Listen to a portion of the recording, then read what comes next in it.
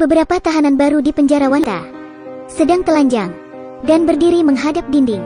Mereka diperiksa oleh petugas penjara. Karena kotor, petugas mengganti sarung tangan untuk tetap higienis. Gadis berambut pirang itu cemas, lalu berbalik dan mengatakan bibinya di situ. Petugas pun mengabaikannya. Macarena divonis 7 tahun penjara. Melihat penjara wanita yang besar dan bisa masuk ke situ, tentu bukanlah hal yang baik.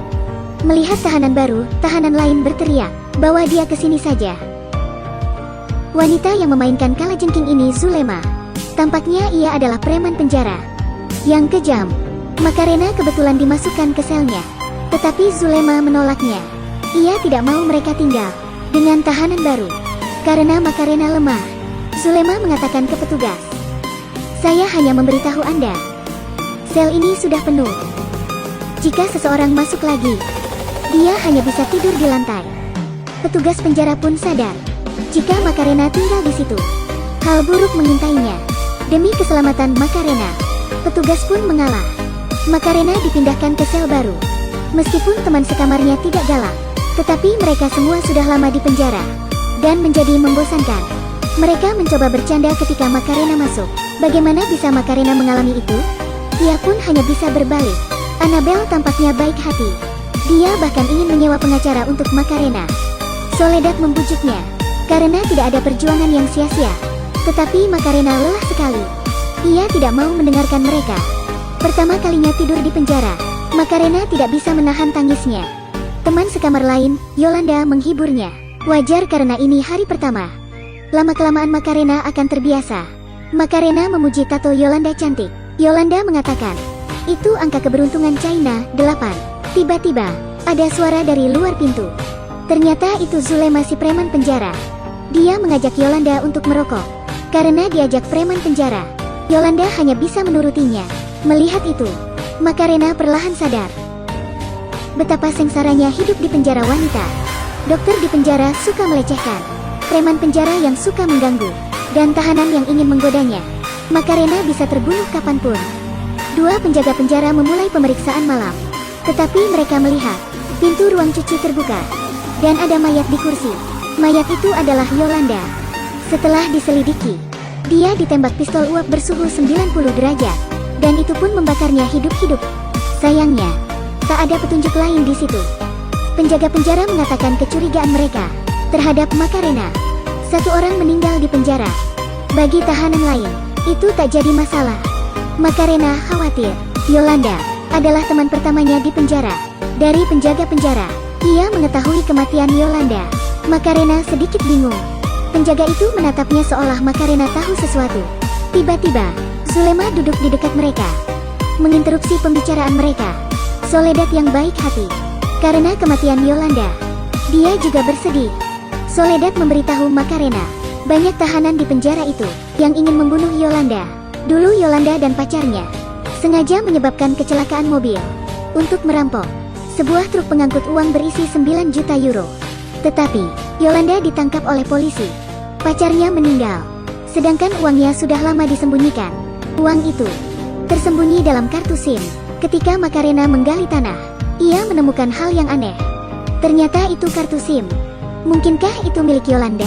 Saat itu, polisi juga menyelidiki masalah kartu SIM. Di sisi lain, pengacara untuk Macarena sudah tiba di penjara. Pengacara mengatakan, dibutuhkan 1 juta euro supaya ia dibebaskan. Astaga, Macarena pun kembali ke selnya. Karena tak makan, ia sedikit sesak napas, lalu mendatangi dokter di penjara. Tak disangka, dokter itu bukan orang baik. Tangannya meraba-raba tubuh Macarena. Sesampainya di sel, Annabelle menghampiri Macarena. Ia mengatakan telah menyewa pengacara untuk Macarena. Jadi Macarena harus melakukan sesuatu untuknya. Dia meminta Macarena pergi ke halaman jam 9 malam untuk mengambil sesuatu. Ia lalu memberi Macarena kartu akses halaman. Ketika penjaga penjara memantau CCTV, ia melihat beberapa tahanan wanita sepertinya sedang mengoper pisau. Ia pun bergegas melakukan pemeriksaan mendadak. Saat itu, Macarena panik. Kartu akses yang diberikan Annabelle masih padanya. Jika ketahuan, tamatlah riwayatnya. Estefania memutuskan untuk membantu Macarena. Dia mendorong petugas, sengaja membuat kekacauan. Macarena pun mengambil kartu akses dan menaruhnya ke dalam makanan. Tetapi petugas di kantin bermata tajam dan menemukan kartu itu. Tanpa kartu akses, bagaimana Macarena memasuki halaman jam 9 malam? Ia memikirkan sebuah cara. Dia bersembunyi di kotak bola. Kepala penjara sangat marah tentang kartu akses. Ia menyuruh petugas memeriksa setiap sel dan melakukan penggeledahan. Macarena bersembunyi sampai jam 9 malam. Tiba-tiba, ada pengumuman terdengar. Perhatian! Semua tahanan di distrik 2 berdiri di pintu sel. Akan ada pengecekan. Pengecekan sel pun dimulai. Sudah terlambat untuk Macarena kembali. Para penjaga tahu jika Macarena tak ada.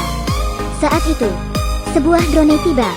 Macarena bergegas keluar, mengambil barang di drone. Ternyata, itu adalah paket obat. Dia bergegas masuk lagi ke kotak dan menyembunyikannya di celana dalam. Macarena menarik kawat lain untuk mengunci kotak, lalu berteriak minta tolong, supaya dikira ia terkunci di dalam kotak. Ia tidak menyangka, kepala dan petugas di penjara tidak mempercayainya sama sekali. Setelah pemeriksaan tubuh bagian atas, celananya pun diturunkan. Kemudian, petugas menemukan obat itu. Macarena pun dikurung di sebuah ruangan. Ketika ia putus asa, tiba-tiba ia melihat angka 8 di dinding dan teringat pada 9 juta euro milik Yolanda. Di hati Macarena, ia sudah membuat keputusan. Inilah episode pertama serial TV Spanyol Lock Up Season 1. Kisah tentang penjara wanita masih sedikit. Macarena yang baru saja masuk penjara, seperti kelinci putih yang lemah. Setelah semua itu, masalah apa lagi yang akan menimpa Macarena?